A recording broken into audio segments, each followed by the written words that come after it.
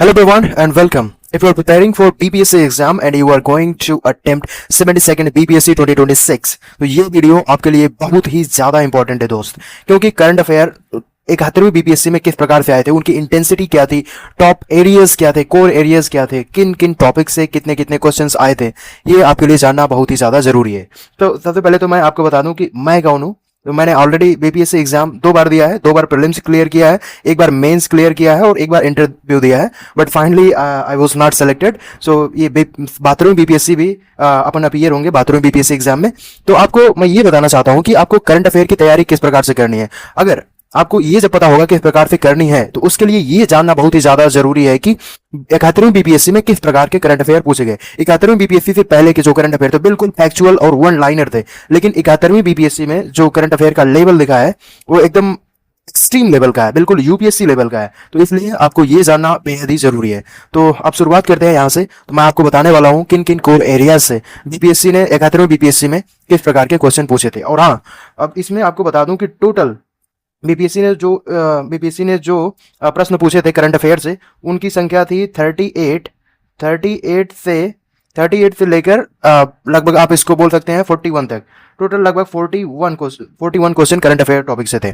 मतलब डायरेक्टली या indirectly, direct अगर देखा जाए तो डायरेक्ट जो करंट अफेयर के क्वेश्चन थे वो उनकी संख्या थी 32, और उसके बाद जो इनडायरेक्ट करंट अफेयर थे वो बाद में आप उसको ऐड कर लेते हैं। जैसे कि बिहार स्पेशल में कुछ, जैसे कि बिहार इकोनॉमी हो गई, बिहार सरकार ने किस प्रकार के कोई मिशन, कोई स्कीम कुछ लॉन्च किया है, तो वो सब इनडायरेक्टली इसमें इंक्लूड किए गए। तो इनकी संख्या रफली आप मान सकते हैं कि बीपीएससी में 40 तो करंट अफेयर पूछेंगे ही पूछेंगे। तो आपको अब यहाँ पे मैं बताने वाला हूँ कि किस प्रकार के करंट अफेयर इसमें पूछे जा रहे हैं। ठीक है दोस्त, तो यहाँ से शुरुआत करते हैं। तो इनमें पहला जो क्वेश्चन था वो यूएनडीपी से था, यूनाइटेड नेशंस डेवलपमेंट प्रोग्राम। इसने इसके द्वारा कौन कौन सी इंडेक्सेस जारी की जाती हैं, यूएनडीपी क्या है, यूएनडीपी का फाउंडेशन कब रखा गया था, यूएनडीपी का मुख्य काम क्या है। ठीक है, और उसके बाद जो सबसे इंपॉर्टेंट है वो है एचडीआई। आपको 2026 का ये जो आने वाला प्रीलिम्स है 26 जुलाई को, उसमें आपको ये बहुत ही ज्यादा बेहद ही ज्यादा इंपॉर्टेंट टॉपिक है, जो कि एसडीआई है, ह्यूमन डेवलपमेंट इंडेक्स। इससे हर साल हर बार क्वेश्चन आया है। 71वीं में भी आया था, 70वीं बीपीएससी में भी आया था, तो मच एक्सपेक्टेड 72वीं में भी दिख सकता है। और उसके बाद है इंडेक्सेस बीपीएससी का सबसे फेवरेट टॉपिक है कि इंडेक्सेस पूछना, कौन सी इंडेक्स में इंडिया की रैंकिंग क्या है। अगर वो इंडेक्स इंडिया के अंदर तैयार की गई है तो उसमें बिहार की रैंकिंग क्या है, उस इंडेक्सेस से जो पिछले साल और इस साल में कंपैरिजन क्या है। इस प्रकार से बीपीएससी हमेशा इंडेक्सेस पूछती है। ठीक है, तो पिछली बार जो नया जो टॉपिक आया था वो था एआई समिट का, आर्टिफिशियल इंटेलिजेंस को लेकर जो समिट्स हुई थी। पहले तो 2025 में पेरिस में हुई थी, फ्रांस में, जो chaired by French president Emmanuel Macron and Indian prime minister Shri Narendra Modi. तो ये जो एआई समिट थी इसके बारे में क्वेश्चन पूछे गए थे कि अब हो सकता है पूछ लिया कि 2026 में कहाँ पे हुई थी, तो 2026 में दिल्ली में हुई थी और 2025 में फ्रांस में हुई थी। तो आपको एआई समिट को भी ध्यान में रखना है। उसके बाद ये एकेडमी अवार्ड्स, ये दरअसल अगर देखा जाए ना तो इस प्रकार के जो क्वेश्चन है, academy awards, national film fair award, ये लगभग यूपीएससी में कभी नहीं पूछा जाता इस प्रकार का क्वेश्चन, क्योंकि ये काफी ज्यादा इररेलेवेंट लगता है। लेकिन बीपीएससी ने इसको रेलेवेंट बना रखा हर बार। इसमें एकेडमी अवार्ड्स के बारे में पूछा था और नेशनल फिल्म फेयर अवार्ड के बारे में 2 क्वेश्चन थे। ठीक है, उसके बाद रेमन मैग्सेसे अवार्ड पूछा गया था, Booker prize very much important है, बुकर प्राइज आपको हमेशा ध्यान में रखना चाहिए। और उसके बाद ये जो सबसे इंपॉर्टेंट टॉपिक था सीपीएम बाय यूएनडीपी। सीपीएम का मतलब है कैपेबिलिटी पॉवर्टी मेजरमेंट। ठीक है, सीपीएम के बारे में भी क्वेश्चन पूछा गया था। तो इस प्रकार से ये जो करंट के टॉपिक थे जो कि नेशनल और इंटरनेशनल थे, उनका ये सेगमेंट था। मैंने आपको बताया। अब आपको बताने जा रहा हूं कि जो डिफेंस से रिलेटेड करंट अफेयर के क्वेश्चन थे उनमें क्या क्या पूछा गया था। तो उसमें पहला था आकाश तीर के बारे में पूछा गया था कि आकाश तीर क्या है, किस प्रकार से ऑपरेट करता है, इसके बारे में था। उसके बाद C4ISR था, फिर ये उसी में ही था, आकाश तीर वाले ही क्वेश्चन में था, उसमें एक अलग स्टेटमेंट के रूप में दिया गया था। और उसके बाद इंडिजिनस मिलिट्री इकोसिस्टम, जैसे कि आकाश तीर क्या है, अर्जुन टैंक क्या है, ये जो तेजस एयरक्राफ्ट जो भारत सरकार बना रही है ये क्या है, इनके बारे में। तो इसको इंडिजीनियस बोला जाता है, यानी कि जो स्वदेशी भारत के द्वारा ही निर्मित है, मेक इन इंडिया है, उनके बारे में क्वेश्चन पूछा गया था। जैसे कि MBT है, F-35 तो अमेरिकन फाइटर जेट है, इसके बारे में पूछा गया था, ये स्टेटमेंट में था। उसके बाद है ATGS। ठीक है, ये हो गए डिफेंस से रिलेटेड क्वेश्चंस। अब आपको बता देते हैं कि और जो जो डिस्प्यूट से रिलेटेड क्वेश्चन थे या फिर किसी एग्रीमेंट से, किसी पैक्ट से जो एग्रीमेंट क्वेश्चन थे, वो उनका नेचर क्या था। इसमें पूछा गया था इंडस वाटर ट्रीटी के बारे में, क्योंकि पिछले साल भारत सरकार ने बंद कर दिया था।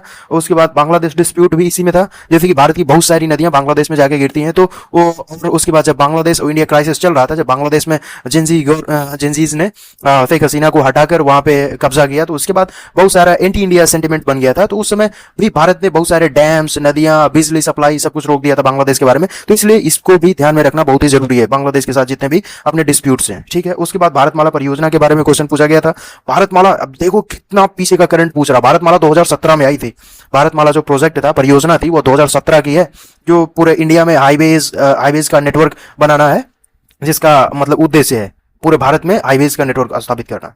ठीक है, उसके बाद इंडियन एक्सपोर्ट के बारे में पूछा गया था कि कौन सी फसल किस देश को ज्यादा एक्सपोर्ट की जाती है। भारत का 2024-25 में सबसे ज्यादा एक्सपोर्ट क्या था, एक्सपोर्ट आइटम में क्या था, ये पूछा गया था। उसके बाद है forest export, no no not forest, it is a forest report. Okay, forest report. Forest report अब तक एक ही बार आई है, 2023 की। फॉरेस्ट रिपोर्ट के बारे में आपको काफी डिटेल में पढ़ना चाहिए, क्योंकि इससे मच एक्सपेक्टेड है कि क्वेश्चन अब की बार आ जाए। क्या 72वीं बीपीएससी में भी 71वीं बीपीएससी में आया था, तो 72वीं में भी आ सकता है, क्योंकि एक ही रिपोर्ट है। और इसमें हो सकता है कि पिछली बार महाराष्ट्र और मध्य प्रदेश के बारे में पूछा था, अब की बार हो सकता है उत्तर प्रदेश और बिहार के बारे में पूछ ले। और उसके बाद सर्विस एक्सपोर्ट में भारत का स्थान क्या है, और दुनिया में सबसे ज्यादा कौन सा देश सर्विस एक्सपोर्ट करता है, इसके बारे में क्वेश्चन पूछे जा सकते हैं। उसके बाद ये जो है सबसे ज्यादा इंपॉर्टेंट टॉपिक है, that is the portals. Bharat सरकार ने कौन कौन से पोर्टल जारी किए हैं। मिनिस्ट्रीज, जैसे कि हेल्थ मिनिस्ट्री हो गई, रेलवे मिनिस्ट्री होगी, इनके द्वारा कौन कौन से पोर्टल जारी किए गए हैं। बिहार सरकार ने कौन कौन से पोर्टल जारी किए हैं, इसके बारे में आपको जानना बेहद ही जरूरी है। उसके बाद फार्मर वेलफेयर स्कीम्स क्या है। नाबार्ड, ये यार ये हमेशा एकदम समझ लो कि परेशान करने वाला टॉपिक है। नाबार्ड ने क्या किया है, किसके साथ कौन सा एग्रीमेंट साइन किया है, आरबीआई के साथ इसका क्या चल रहा है, एनबीएफसी के साथ क्या चल रहा है, फार्मर्स के साथ इसका क्या चल रहा है, इसका रिलेशन 360 डायमेंशनल है यार, इसको कवर करना बहुत ही जरूरी है। तो नाबार्ड पे आप ध्यान दीजिएगा। और उसके बाद इंडियाज फॉरेन एक्सचेंज, यानी कि भारत के पास जो फॉरेन एक्सचेंज है वो कितना है, घट रहा है, बढ़ रहा है, पिछले 10 साल में, पिछले 11 साल में उसमें क्या परिवर्तन आया है, इसको भी आपको ध्यान में रखना है। ठीक है, उसके बाद है एनएफएचएफ, तो ये बहुत ज्यादा इंपॉर्टेंट नहीं है, आप इसको साइडलाइन कर सकते हैं। उसके बाद यहाँ पे कुछ स्कीम्स हैं जो बार बार रिपीट होती हैं, जैसे कि मिष्टी स्कीम है, जो शोरलाइन मैंग्रोव्स उगाने के लिए भारत सरकार ने लॉन्च किया था। उसके बाद लाइफ स्कीम है, एन कैप है, और एनुअल पीएलएफएस रिपोर्ट है, और जीबीए है, और सीमेंट इंडस्ट्री। यहाँ पे पिछली बार सीमेंट इंडस्ट्री के बारे में पूछा गया था, हो सकता है आपकी बार बिहार स्पेशल में कुछ दे दे, जैसे कि मखाना बोर्ड कहाँ पे है, और जो बिहार से संबंधित जो इंडस्ट्रीज हैं छोटी मोटी, खैर उस तरह से बिहार में देखा जाए तो किसी प्रकार की कोई बड़ी इंडस्ट्री नहीं है, बट जो भी है एमएसएमई जो है उनसे सवाल पूछे जा सकते हैं। अब उसके बाद बिहार मिशन, बिहार सरकार के द्वारा कौन कौन से मिशन जारी किए गए हैं, पॉवर्टी को लेकर, फार्मर्स को लेकर, विमेन को लेकर, यूथ को लेकर, इन सबको आपको कवर करना है। उसके बाद स्टार्टअप्स को लेकर बिहार सरकार की क्या क्या प्लानिंग्स है, फंडिंग क्या है, इंसेंटिव्स क्या है, इन सब के बारे में आपको देखना है। उसके बाद है इकोनॉमिक परफॉर्मेंस, यानी कि बिहार की जीडीपी किस प्रकार का परफॉर्मेंस कर रही है, इसका ट्रेंड आपको देखना है। और पॉपुलेशन, ये जो कि बहुत ही ज्यादा इंपॉर्टेंट टॉपिक है, क्योंकि 2027 में सेंसस चल रहा है, जनगणना चल रही है, तो हो सकता है पॉपुलेशन से 1 या 2 क्वेश्चन आपको दिख जाए 72वीं बीपीएससी में।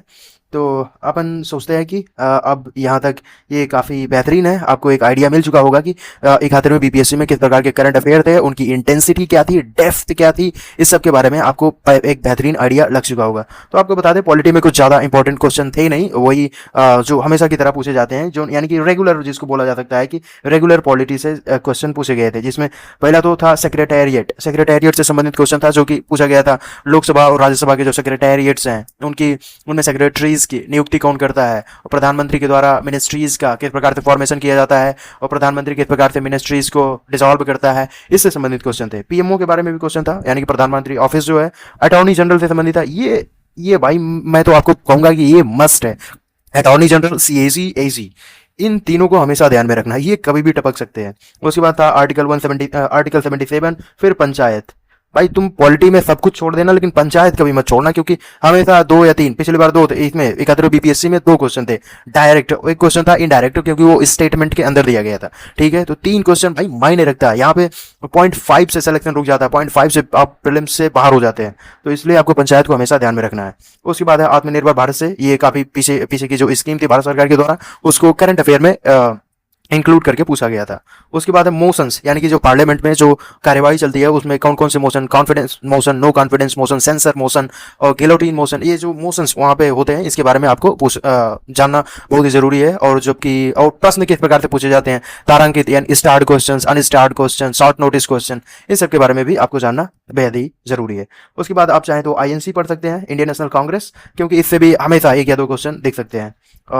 आईएनसी ओरिजिन थियरीज, इसमें पूछा गया था कि सेफ्टी वॉल्व थियरी किसने दिया था, तो इसका राइट आंसर था Lala Lajpat Rai. So I think this video was really helpful for you guys. So if it was good, it saved your time, so hit the like button and subscribe the channel. Thank you. अगर आपको और किसी भी subject पर BPSC में अगर आप चाहते हैं कि मैं इस तरह से ट्रेंड एनालिसिस आपको दूं जो कि आपकी हेल्प करे बाथरूम, अब मैं भी बाथरूम बीपीएससी देने वाला हूं क्योंकि ये मेरा थर्ड अटेम्प्ट रहेगा।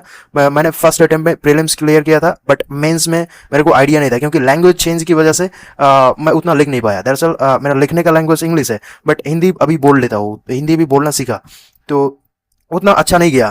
फर्स्ट बीपीएससी था, उसके बाद सेकंड बीपीएससी था, तो मैंने फिर इंग्लिश में दिया, प्रीलिम्स क्वालिफाई किया, मेंस क्वालिफाई किया, इंटरव्यू तो गया, बट फाइनली नॉट सेलेक्टेड। तो अब की बार रहेगा 12वीं बीपीएससी में थर्ड अटेम्प्ट। उम्मीद करते हैं कि अब की बार पीडीएफ में नाम दिख जाए, but I am not very much sure that I will be selected this year. So thank you दोस्तों।